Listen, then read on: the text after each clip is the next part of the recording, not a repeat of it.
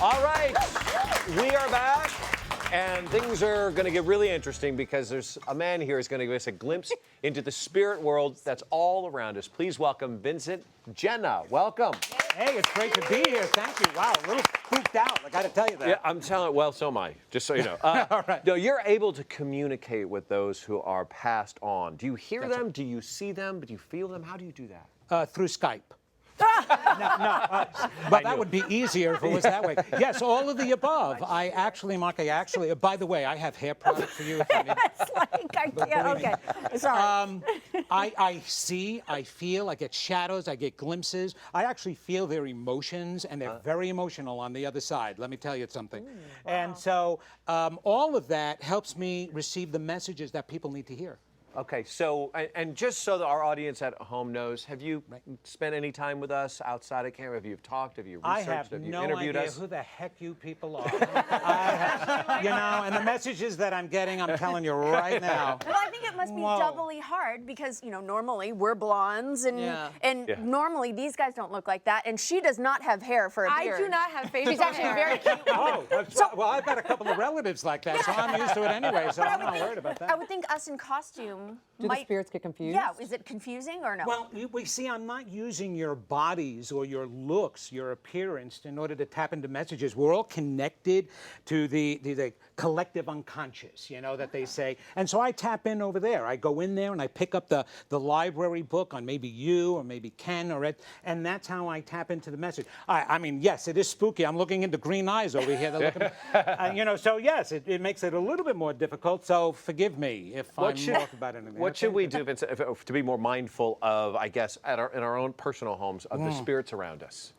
First of all, you see them and hear them all the time because we're never alone. We've got guides, we've got our loved ones that come by, but we chalk it off in our everyday life. People turn around and they say, I see things across the side of my eyes, in the corner of my eye. All of the time. Well, especially for you two, you're very perceptive and very psychic, so you're very open to that, a lot more open than you may give credit to.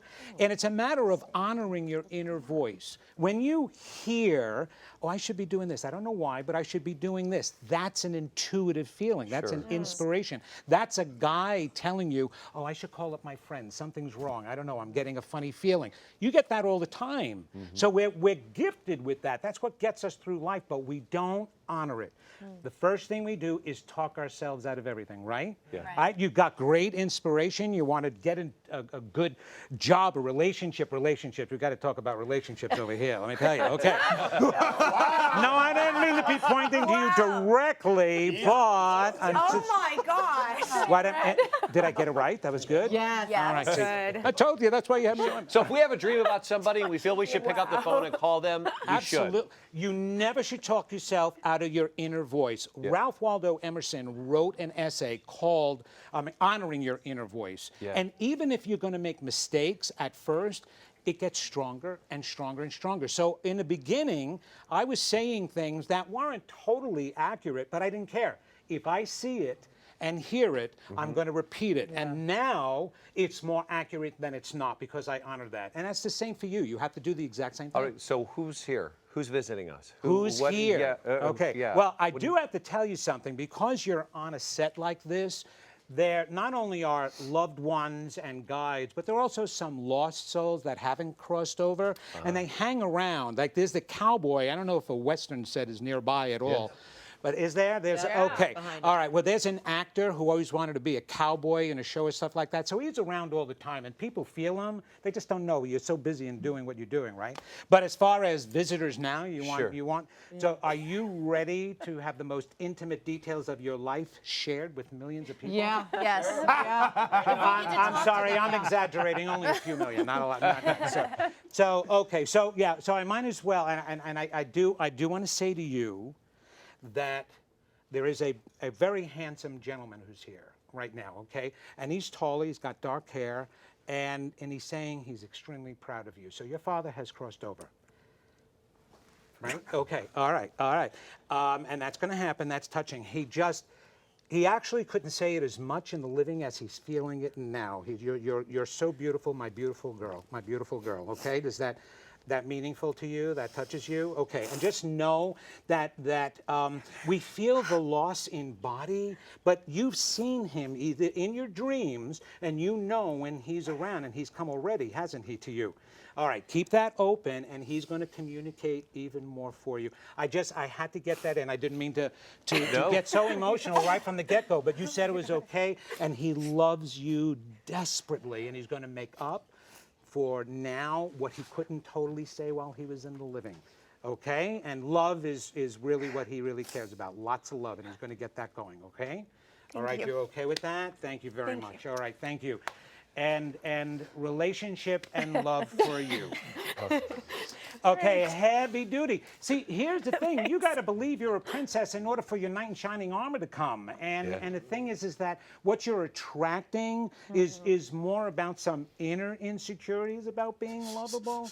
And you're such an hey, you want to take over? You know it better than You've got to understand that we manifest our lives based on our inner core beliefs. So the moment you feel that you're lovable, that you are Cinderella and Snow White and Sleeping Beauty, that's when, and by the way, all of those shows were metaphysical shows to teach us something about who we are.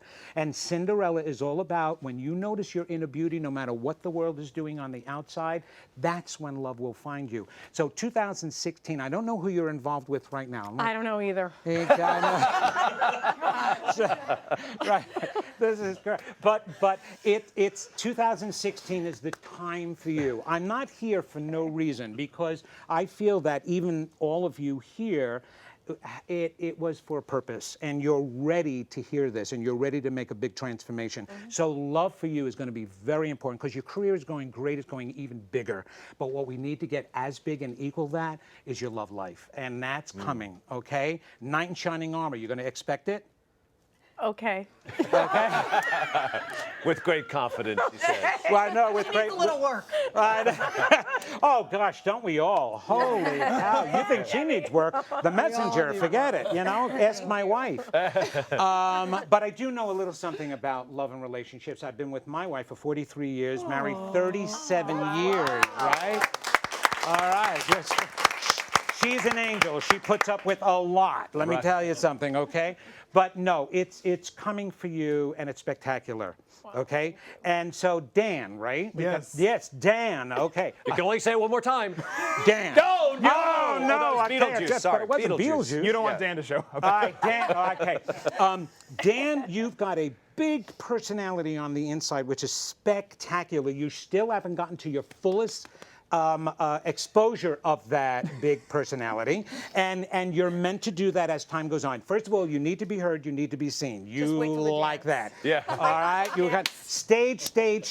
So I don't know, are you involved in theater at all now? You do shows? Not now, was. You was? Okay, yeah. well, you got to go back to it. There's something coming up where you have a stage presence and kind of like a lead in a way and something like that. And just a lot of people seeing you, but you have to really feel your bigness on the inside. I'm bigger than what I really feel, and it's okay. Humility, we get a little confused with humility. We think we're supposed to play small so that the next person feels okay about, you know. You really, you know. Do the spirits come through humans that are living to send messages? Because I'm telling you, yesterday you're giving me blue chills. Yesterday we had this exact conversation, and I said, you need to go to Broadway. You used to be, what are you doing? You're a star. She said the same thing. Laura said the exact same thing to him today. So here is what remember this, Dan, for the rest of your life. Humility is recognizing your greatness and everyone else's too. So bring yourself up to here, not down here. But you look at the Broadway people, and you see yourself over here, not up there. And, buddy, you are way beyond up there. And so you need to be doing that. Well, okay. Let me tell you something. My greatness exists in the form of Igor, and that is where yes, very good. Thank you so much for coming by and sharing, and it was great the being here. tears Thank and the you. joy and the thoughtfulness. More information, visit vincentgenna.com, and we're going to come right back, and we're going to get a chance to see Beetlejuice's skill set in our Halloween dance-off competition next.